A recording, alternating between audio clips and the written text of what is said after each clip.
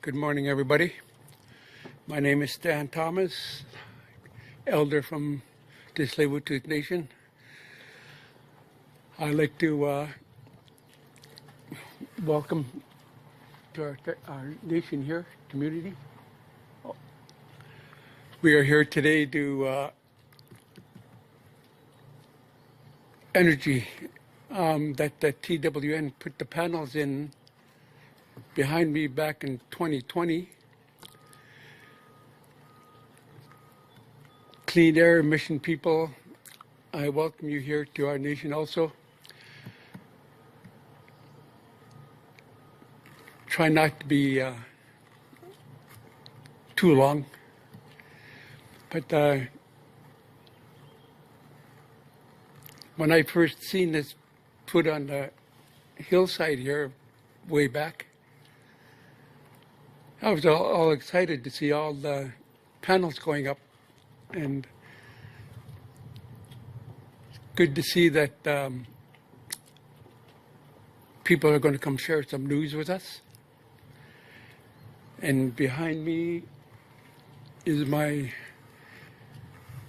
nephew who's going to share a song, the nature song. So welcome everybody to William.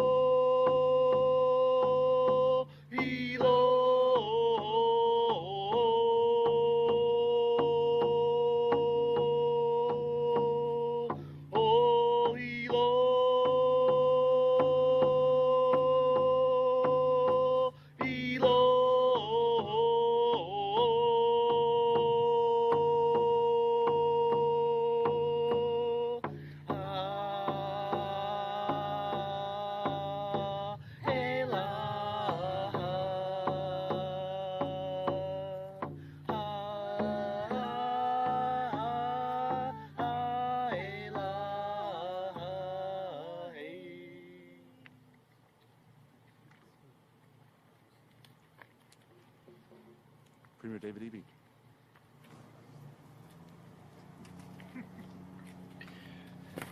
Thanks very much, Elder Thomas, and thank you, William, for the welcoming song, and thank you to Chief Jen Thomas and to Tsleil-Waututh Nation for welcoming us onto their territory here today for today's exciting announcement. It's a beautiful day here, and MLA Susie Chan wanted to join us here today, and unfortunately she wasn't able to. She does a lot of work with the nation here, and she sends along her regards to you, Chief, and to the people here at Tsleil-Waututh Nation. Behind me you can see the nation's solar panel array. The Chief advises me that she puts her son to work scrubbing those solar panels, and it gave me some ideas for my own kids about how I could put them to work as well better at our house. But what you see behind me here in these solar panels is just a great example of innovation and leadership here at Tsleil-Waututh Nation. This is a project that started small with the idea of producing enough power just to cover the needs of the local childcare center. But it's grown to be the largest solar panel project in all of Metro Vancouver. It saves the nation about $30,000 a year in electricity costs. It's just one example of how Indigenous peoples are really part of the key leadership in the transition in our province away from fossil fuels and towards sustainable energy. And it's going to take all of us working together like this for the transition that's ahead to fight climate change. Because in our province, you can see the impacts of climate change all around us. It's hazy here today in the Lower Mainland due to forest fires that are taking place. And the federal government has told us that we're in line in Canada to see the worst forest fire season in 100 years. And here in BC, sadly, this is not new news to us. We've seen impacts here from heat waves to floods and mudslides that destroyed homes and highways. And certainly I don't think it's unfair to say that BC has been disproportionately impacted by climate-related emergencies. But the positive news is that BC is also uniquely positioned to thrive in a low-carbon economy, a low-carbon environment and future. And as a government, we have a responsibility to lean into that moment. And as a people, British Columbians already are. We see British Columbians adopting electric cars at a rate that leads not just Canada, but is routinely back and forth number 1 and 2 with California to lead North America. We see British Columbians choosing efficient electrical heating and cooling options in the form of heat pumps. And we see BC businesses leading the way, everything from mines to marine ports to use electricity to decarbonize. It's all good news, but it brings with it a growing demand for clean electricity in this province.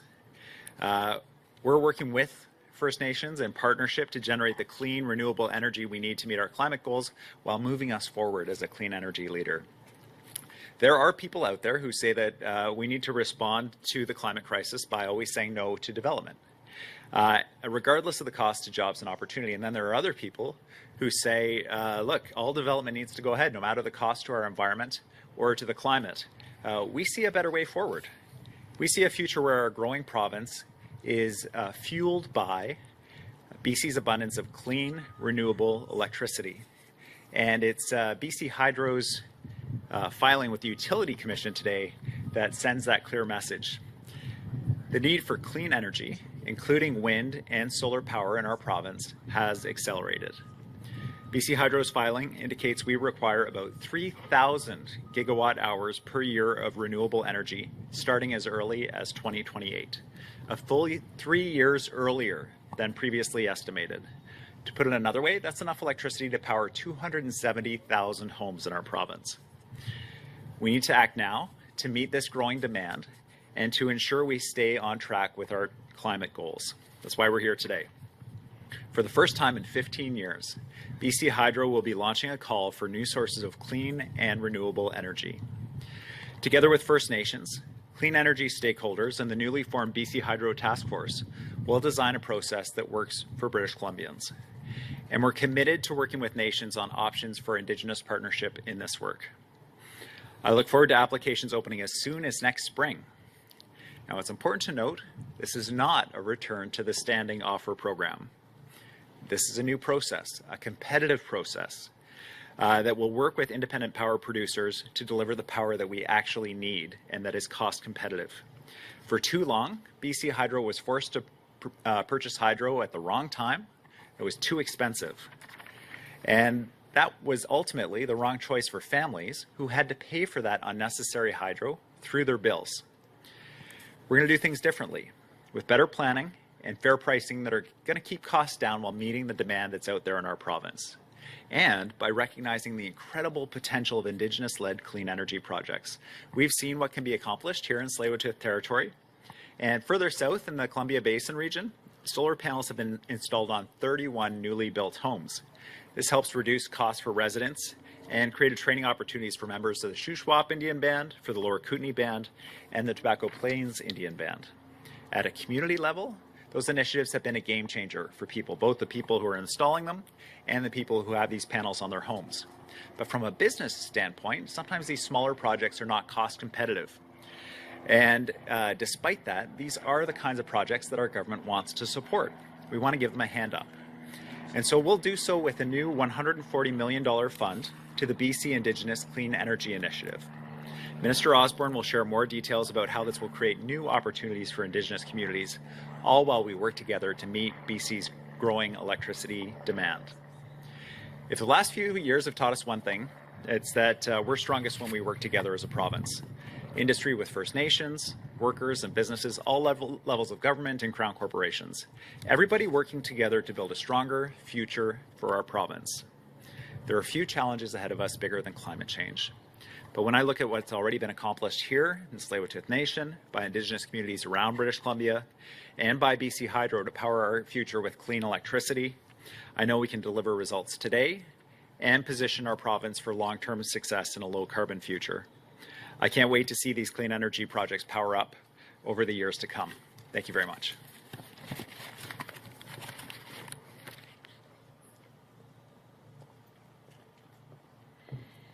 Thank you so much, Premier. It's a real privilege to be here on Tsleil-Waututh territory and to be with everyone here and in front of this incredible solar array. Such an impressive demonstration of forward thinking and ingenuity from the Tsleil-Waututh Nation. I want to thank Chief Jen Thomas and Elder Thomas and the community for welcoming us to be here today and share these exciting announcements with you. I was commenting with the chief earlier about just how much determination it really takes to look for the clean energy future that's before us, and to see how the Tsleil-Waututh Nation has really seized that opportunity is just nothing short of remarkable. It is incredible news to hear about a call for power and to talk about what this signals for people in British Columbia who are increasingly joining the fight against climate change and embracing changes in their lives to move away from fossil fuels to clean electricity. We are determined to stay in the electrification fast lane on our roads and our highways, in our homes, our buildings, our businesses, and in industry. And that means making sure that we have an abundant supply of clean, renewable electricity to power our way forward into the low-carbon economy. We're committing to ensuring that First Nations are key partners in this work. And that's why today we're announcing the $140 million coming from the province to the BC Indigenous Clean Energy Initiative. Since it was created in 2016 with contributions from the Government of Canada and the province, the initiative has delivered $26 million to support 100 clean energy projects in First Nations across British Columbia. These are projects that reduce reliance on fossil fuels while generating new opportunities for Indigenous communities. And it includes the solar project that we're standing in front of today, which received support from the initiative in 2020. The funding that we're announcing today will be used to support the development of smaller, Indigenous-led power projects that can connect to BC Hydro's grid. These are projects that, given their smaller size, might not otherwise be economic compared to much larger utility-scale projects. So over the coming months, in parallel with BC Hydro's development of its call for power, the BC Indigenous Clean Energy Initiative will be designing the procurement process for these projects as well. The initiative is administered by the New Relationship Trust, an Indigenous-led nonprofit organization that delivers federal and provincial funded programs that support Indigenous capacity development and reconciliation. The trust was created with the recognition that transformative change requires Indigenous-led approaches, and nowhere is this more accurate than in the clean energy sector. This $140 million in support will open up new opportunities for First Nations communities to contribute the clean, renewable electricity that we need to power BC's growing economy and meet our climate targets while keeping rates affordable for people. These projects will generate jobs and economic opportunities that support Indigenous self-determination and advance reconciliation. British Columbia is a clean energy superpower. We're blessed with an abundance of clean electricity resources that gives us a huge advantage in a clean economy. And all over British Columbia, there are visionary people who are taking up the electrification challenge with new ideas, innovation, and investment. We're acting today in partnership with First Nations so that we're prepared to fully seize our advantage and power a clean, prosperous, low-carbon future for all. We're going to hear more about the Indigenous Clean Energy Initiative in just a few minutes. But before that, I'd like to invite Chris O'Reilly, the president of BC Hydro, CEO of BC Hydro, to tell us about the increased demand for power that BC Hydro is seeing now and the next steps in the call for power. Thank you.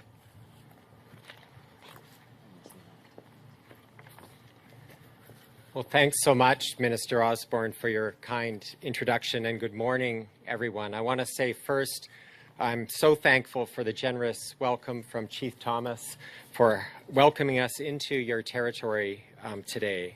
Such a beautiful spot on the shores of the inlet.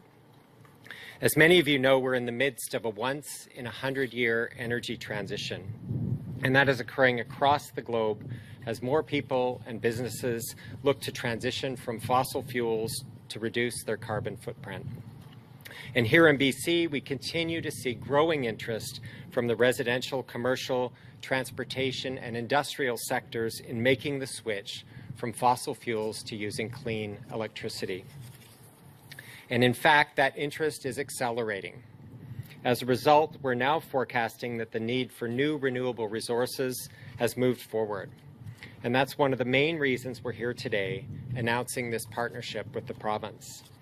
As BC Hydro looks ahead, we have several actions we can leverage to ensure our customer needs are met. And this includes everything from advancing needed investments and integrating new technologies into our electricity system to expanding energy management programs. But the big announcement for us today is that we're preparing to launch a call for power to acquire clean electricity next spring. And this will be informed by engagement with Indigenous groups and stakeholders.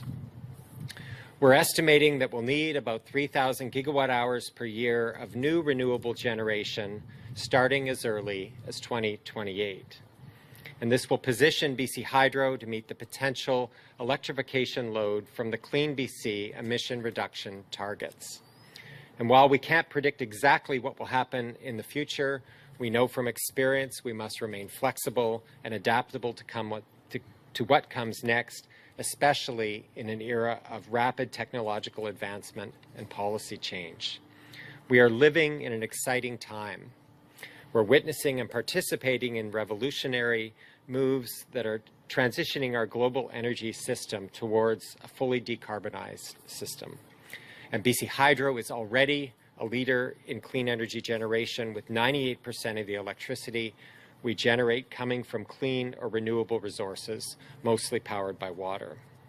And this is something we're proud of, and we intend to keep our position as a leader. To do this, we will continue to take a range of actions to meet our customers' needs, including acquiring more renewable energy to build off our legacy of being a leader in clean electricity generation. Thank you, and I would now like to introduce the next speaker, Susan Miller with the New Relationship Trust, a board member of the New Relationship Trust, and a community member and former chief of BCICEI First Nation.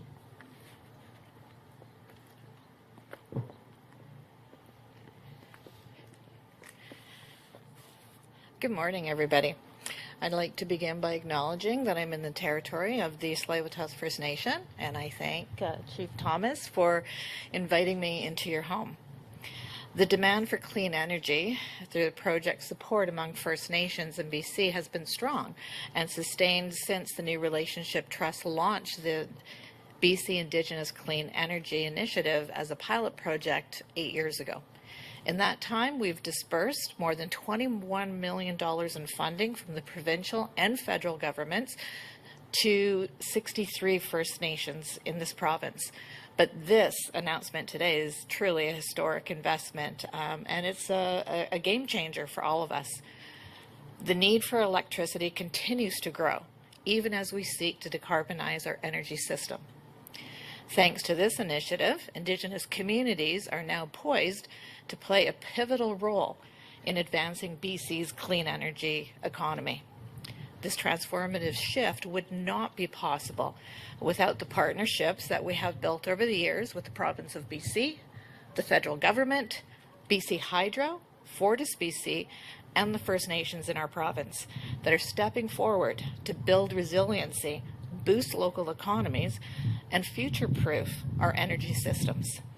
Thank you, Premier Eby and Minister Osborne, for your courage and your vision in the creation of this fund and for the tangible step towards goals of reconciliation.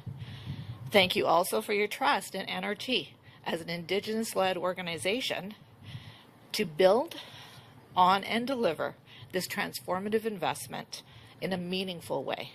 We can accomplish so much when we work together.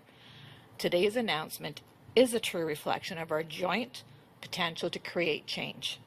I'd like to now invite Tsleil-Waututh's Chief Jen Thomas and Chief Administrative Officer Ernie George up to speak.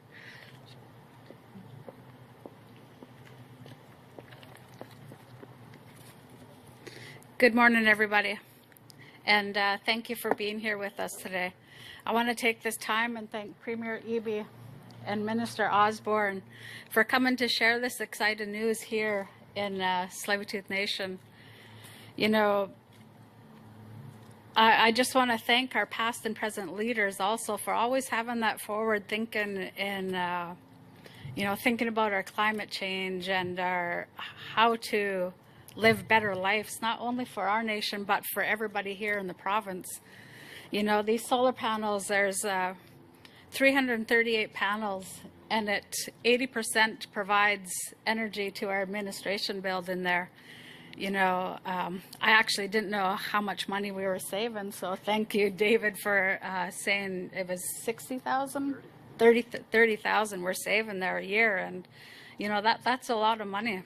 It's a lot of energy, and you know, we hear from our members about the lights being left on a regular basis, and you know, we have to tell them that, remind them that it's our solar panels providing that energy to there. But that's not only this is only one of the projects that our Chief and Council, our nation, is working on. We're also working on housing renovations. You know, we're providing energy efficient homes to our members. So we're not only doing that, but we're bringing up the pride in our people. And we just got a report actually from our climate change staff, and we've done 9 homes altogether, and our rebates back to BC Hydro and Fortis, you know, was $65,000 just in rebates on renovations of these homes. So, you know, that's only 9 homes out of 100 homes that we're doing, and that's going to be a lot of money saved also, not only for the nation, but for our members, for their energy. You know, some of our homes have electric boards heating for their, you know, that's how they have the heat in the homes, and some of our members are paying $800 to $900 a month just to keep warm. So we're taking those out of these homes and providing safer, affordable energy to keep warm.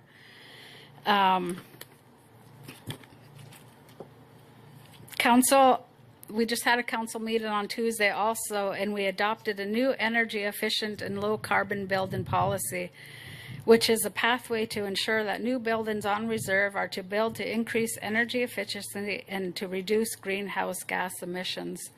So not only is that for our community here, but it's for our developments over at Ravenwoods. It's for our new development down at the Stotlow District, where we're working with our developers to provide energy efficient buildings, and that's going to be a big difference for the nation.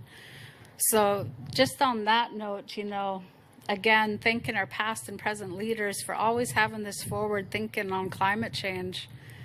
And actually, just to share one more story, you know, on our foreshore on the inlet here, one of our late leaders told us that he actually witnessed in his lifetime losing 30 feet in front of his home because of the climate change.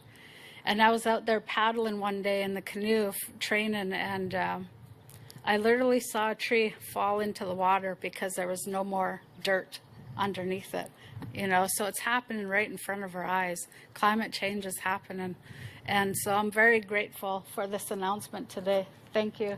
Thank you, everybody, for being here today.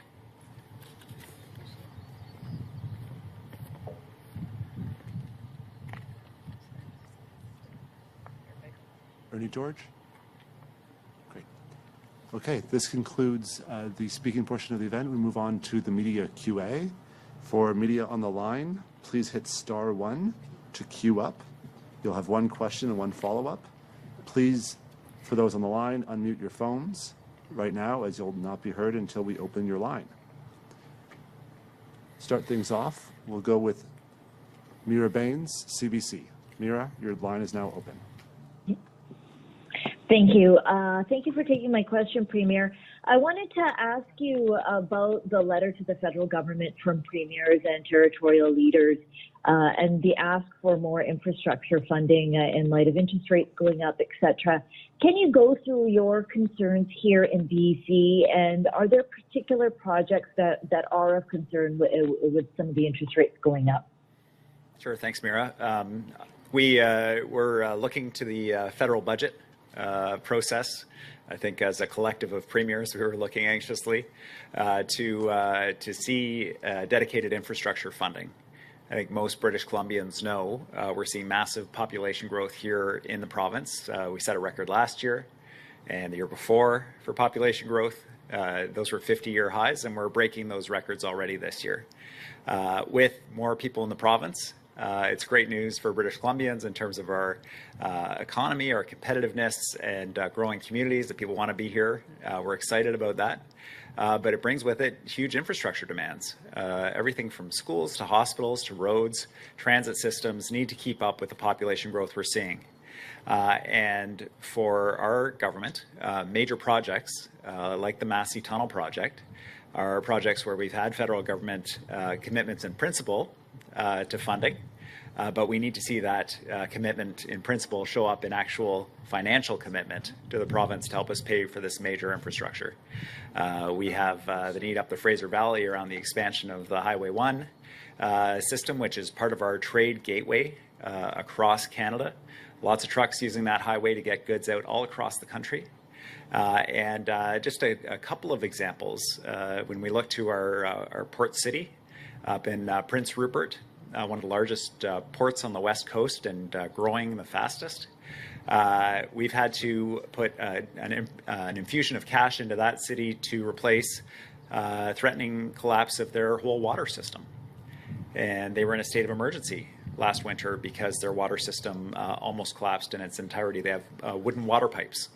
So we're looking to federal partnerships on municipal projects like that, major transportation projects to support population growth, trade corridors, and our province is not unique in that. We hope that this request to the feds will meet a robust response, and I am hopeful for our partnership going forward that we're going to be able to support British Columbians at the national and the provincial level with the infrastructure they need and our communities need. Mira, do you have a follow-up? Yes, and actually this is on another matter. This is really about Surrey. There's been a back and forth between Surrey's mayor and Public Safety Minister Mike Farnworth, who recently asked to see a corporate report into Surrey policing that council will decide on presumably soon.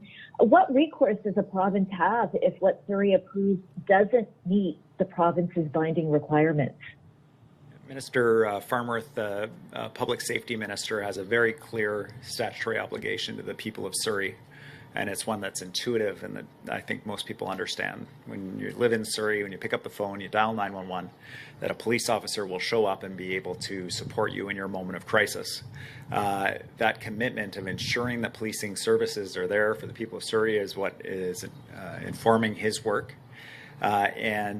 Specifically, he has asked for the information that Surrey has about how they will ensure that the conditions that he's put in place for transition that were informed by work done by the public service to make sure that those policing services would be there if they decide to go back to the RCMP from the Surrey Police Service, that people would actually get that policing service. It's a critically important issue. I know that people in Surrey have preferences for one badge or the other, or they just want this whole thing to be done.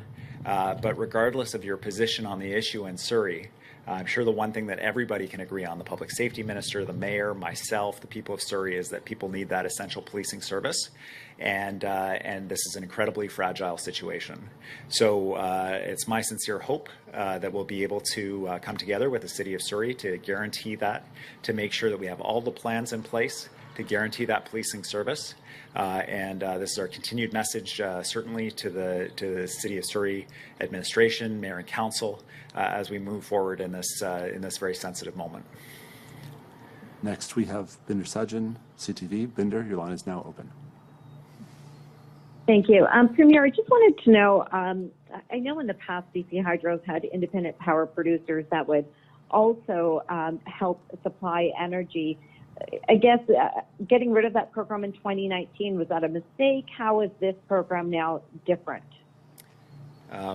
This program is significantly different than the standing offer program.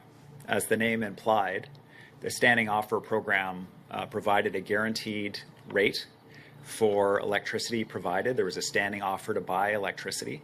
That rate was well above the market rate for electricity at the time. And it also was independent of when the electricity was provided, so it resulted in a large number of what were called run-of-river projects that provide hydroelectricity during the spring freshet when the snow melts and comes down the mountain, driving the hydroelectricity at that one point in the year.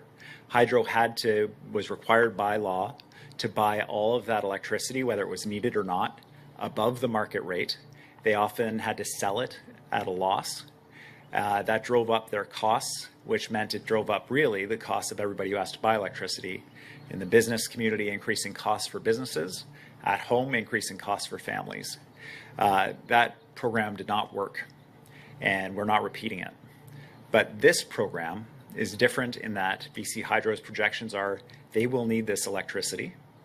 They are calling for proposals where they will be able to select proposals that provide the electricity when and where the province needs it, not at other times when it's not needed. And it's a competitive rate. It's not a standing offer, a fixed rate that electricity will be provided at above the market level. People will be essentially bidding to provide electricity to be competitive with other projects. And to make sure that Indigenous peoples are key partners in delivering this electricity, often projects that Indigenous communities, First Nations bring forward are smaller projects in scale, not necessarily. Sometimes they're quite large, but often they're quite small and not as cost competitive. To make them cost competitive and give them that hand up so they're able to compete in this process, we've announced $140 million with the New Relationship Trust to assist those projects in being cost competitive to participate in this process as well. Binder, do you have a follow-up? I do, and just touching on climate change, they're hearing about how, the soil's gone so the trees fall into the water, and just wondering, is this action sort of quick enough? Like, it's obviously not going to help with the wildfire situation that we're seeing now, but, is there a hope that some of these actions can actually reverse some of the effects that we've seen already? Because it relies, I guess, we rely on what other countries are doing around the world as well. Well, we know that climate change, one of the big challenges with dealing with this issue is it's a global challenge.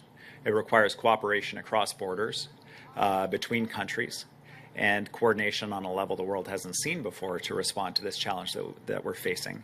But I can tell you, coming back from a trade mission in Asia, that countries like Japan and Korea and Singapore are going full on at this challenge. And looking at British Columbia's positioning in the world, our ability to support those countries in their work through trade, through technology, through resources, critical minerals to fuel that transition, everything from hydrogen to copper to nickel. Those opportunities are there for us. So we can provide a key support to major emitters around the world as they decarbonize. And in our own province, we can lead with technologies in our advantage to decarbonize our own economy through the clean electricity we have. BC won't be able to solve this problem alone. The government won't be able to address this issue provincially without the support of all British Columbians and businesses working together. And that level of cooperation from the very local to the provincial to the national and international is going to be needed. BC has a leadership role to play here, and a really exciting one. This increased demand for electricity is something that we expect to continue. And the ability to deliver clean electricity faster in our province has never been more critical. So we have established a task force with BC Hydro to figure out how we can deploy electricity faster, get transmission lines built so that mines and major industry can decarbonize, so we can drive our emissions down across the province and increase the opportunities for transmission across borders, across to Washington State, to Alberta, as they decarbonize as well. BC Hydro and their approach going forward is a key part of our strategy, and making sure that the regulatory system we have and the process we have reinforces and builds on those climate goals to drive down carbon pollution is a critical piece of the work, and the task force is taking that on. Next, we have Richard Sussman, Global News. Richard, your line is now open. Premier, the Vancouver Police Department is moving ahead with a body camera pilot project. Would the province like to see more police forces in the province put in place body cameras, and what sort of financial support could be there from the province to help pay for move towards body cameras? Well, I certainly encourage police forces across Canada, as I'm sure, and across the province, as I'm sure all British Columbians do, to find ways to ensure both public safety on the one hand by collecting evidence, in this case through body cameras of offences that officers are witness to, but also to ensure accountability, that when there are allegations that police have overstepped their authority, whatever the allegations are, that there's a track record of what happened during the incident. Body cameras have the potential to bring both improvements to both areas, both accountability and prosecution for crimes that affect British Columbians and affect their safety. I'm glad that Vancouver's taking on this pilot project. It is one of the areas that was canvassed by the All-Party Committee on Policing, using technology to increase public confidence and increase public safety related to policing. And I'm sure the Solicitor General will be very interested in seeing the results of this pilot and whether there's an opportunity for us to expand that if it provides good results for the residents of Vancouver. Follow up, Richard. Lytton has voted to lift their local state of emergency after nearly 2 years. There's been concerns from the community the province has been slow to help support the rebuild. What are your thoughts on the next step here for the community as they now are going to start taking down some of those fences and rebuilding, and what support is there from the province to help through that process? Well, it's hard to overstate the devastation to the community of Lytton in that climate-related disaster after setting a North America high-temperature record that summer, to have the whole community burn down, including the City Hall with all of the records, including people's homes with all of their possessions, the displacement of the entire community. This resulted in a number of different complications and consequences that flowed from that. First of all, the entire municipal government was gutted. Many plastics, fuels, and other chemicals were burned on site, contaminating the soil. The village itself is located on an historic First Nations village site that's been a village from time immemorial, which brings all of the consequential archaeological implications of rebuilding. So the site had to be remediated. The city, the village council and administration reestablished despite all their records being burned. And the site declared safe for development from the perspective of archaeological preservation of our shared history as British Columbians, and certainly First Nations history on the site. That work has been going on, and it has taken a long time. And the people of Lytton have been out of their homes for that period, but it was essential work and it had to be done. The province has put literally tens of millions of dollars into this project so far. Likely more support will be needed, but I'm very glad to hear that there are now people in Lytton that are in the position to be able to start rebuilding, that the archaeological work has been done, the site remediated, and basic services present in the village.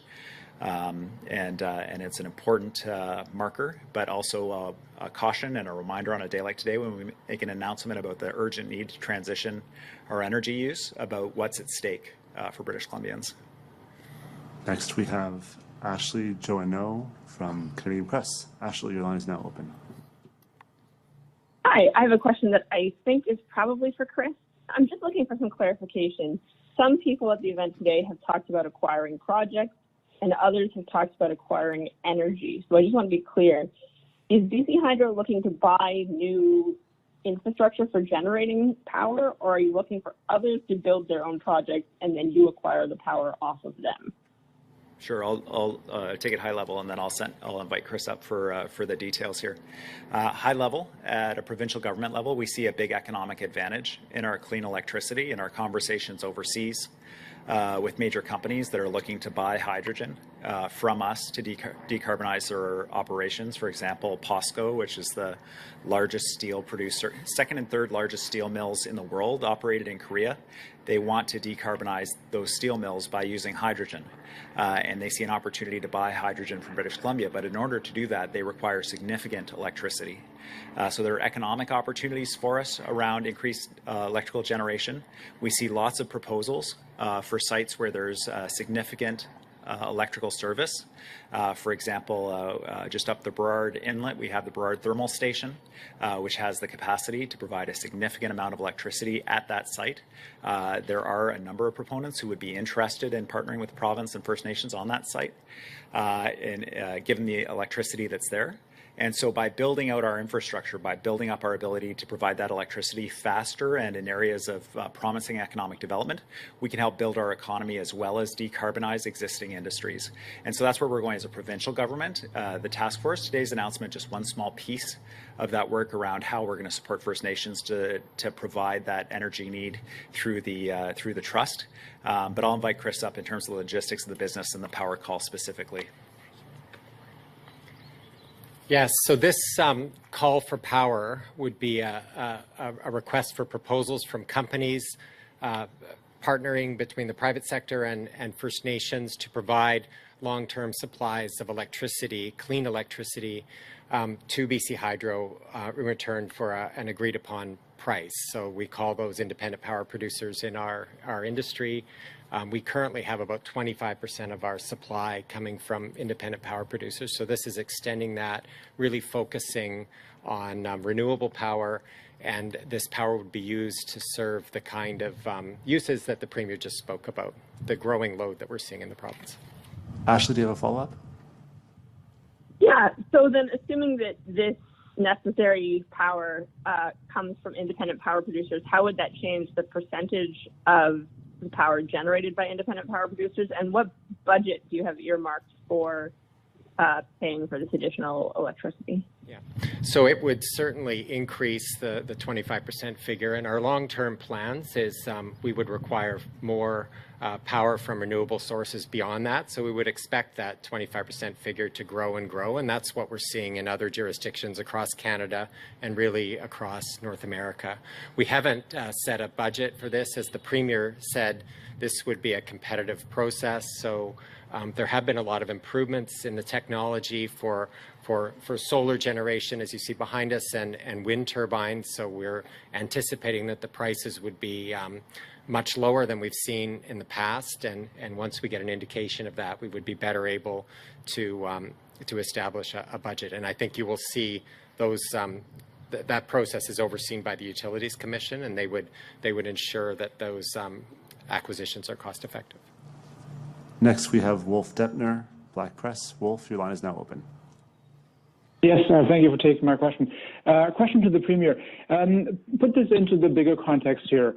How do you think, or what sort of message do you think this additional investment in this call for power for more renewable power? What sort of message do you think it will send to the rest of the country? Well, there are a few messages, obviously, that I hope this call for power sends. One is BC is looking for innovative partnerships around power generation. We want to be a leader in generating clean and sustainable electricity here in British Columbia, and this is the place to be if you're doing that kind of work. The second is to industry. and that's certainly across Canada, is that we have clean electricity. We can assist you in driving down your carbon emissions if you choose to locate here in British Columbia, and we will have capacity, and we will bring on capacity to be able to generate the electricity you need for your business if you choose to locate here in British Columbia, and to ensure that business is low carbon. The third message is to British Columbians, and I don't mean to send that message outside of our borders, but that one of our big advantages here in British Columbia is the ability to offer low cost, low carbon, reliable hydroelectricity. That's a huge advantage to us. It comes to us through having our Crown Corporation, BC Hydro, be publicly owned. And the message for other people across the country is we're here and ready to help you with your power needs, thanks to the position that we have as a clean energy superpower here in BC, and to help you with some of the high rates, frankly, that other provinces may face because they don't have that same opportunity to access resources or higher carbon sources of electricity. Wolf, do you have a follow-up? Yes, thank you. You already mentioned some of the potential synergies with the hydrogen sector. Which other sectors might find some interest in this development?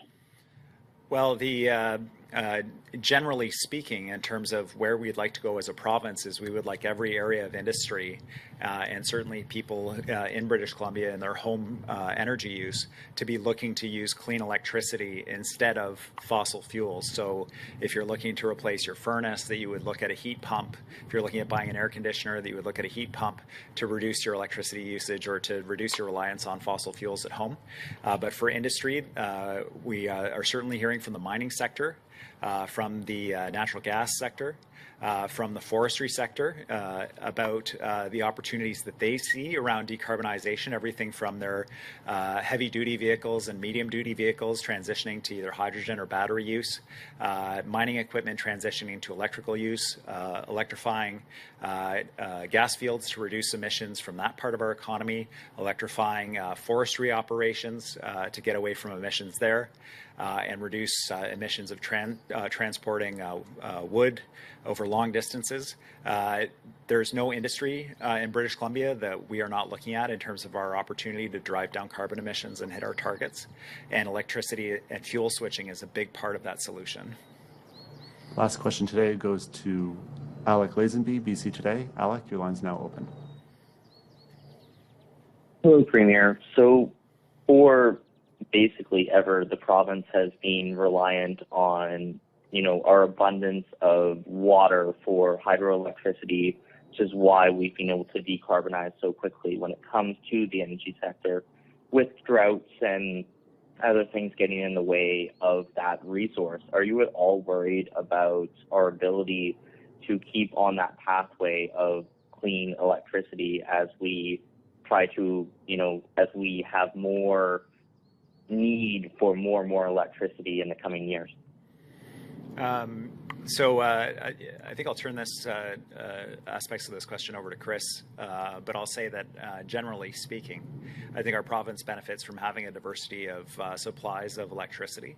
And one of the reasons why we're fortunate to be able to look to wind and solar to provide some of the electrical needs in our province is because we have the hydroelectric resource backing it up as a giant battery, so that when the wind blows and the sun shines, we can use the wind turbines and the solar panels, and when it's not there, we can release water from the dams and use hydroelectricity. That kind of robustness in the system, an entire ecosystem of low carbon energy sources, gives us a huge advantage as a province, and we need to keep working on that. But I'll pass it over to Chris on your technical question about water levels. Yes, thank you for the question. So we've always had to deal with variability in water levels from year to year, and the fact that we have large reservoirs and significant resources spread around the province helps us to do that. The addition of more wind and solar energy also adds some diversity to our system. So I think we will see some more diversity over time, and that will help make the system more resilient, something we're always looking to do. We are paying a lot of attention to climate change. We work with the Pacific Climate Impacts Consortium at the University of Victoria to better model the impacts of climate change on precipitation and inflows around the province and are continually improving our systems in that regard. Alec, do you have a follow-up? For sure. This question is for the Premier, and it's on a different topic. Data from BC Housing shows that between 300 and 400 women who use transition shelters every year are ending up either back in abusive situations or back on the street. I was just wondering, what is the government doing to help fix that gap in the system for, some of our province's most vulnerable women who are fleeing domestic abuse or other horrible scenarios, to make sure that they get into, affordable housing and don't end up back in abusive situations or on the street? Well, I think that when we think about the housing crisis and how it shows up in people's lives, it's hard to think of a situation more demanding of our attention than the situation faced by someone fleeing violence from an intimate partner, protecting themselves, protecting kids, and it's certainly a priority for our government. We established a gender-based violence policy and work plan that came out of work done by Grace Lohr when she was parliamentary secretary responsible. She went around to various organizations that deal with intimate partner violence, support people fleeing intimate partner violence to identify what was needed. Housing was a big part of the recommendations that she heard about. That informed government's decision to increase funding for new transition houses across the province. We've had some delays in implementing those units. They haven't opened as quickly as possible, but that is one aspect of a broad concern I have around housing, that we need to build more housing faster, but certainly a particularly acute need. The transition house is meant to be just that, the place that you transition from into a safe new home. And that's something that we're facing in a number of different aspects of housing. Around supportive housing, when you don't need the supports anymore, is there somewhere you can go? When you're leaving hospital, when you don't need hospital anymore, is there somewhere you can go? When you're leaving a transition house fleeing violence, is there somewhere you can go?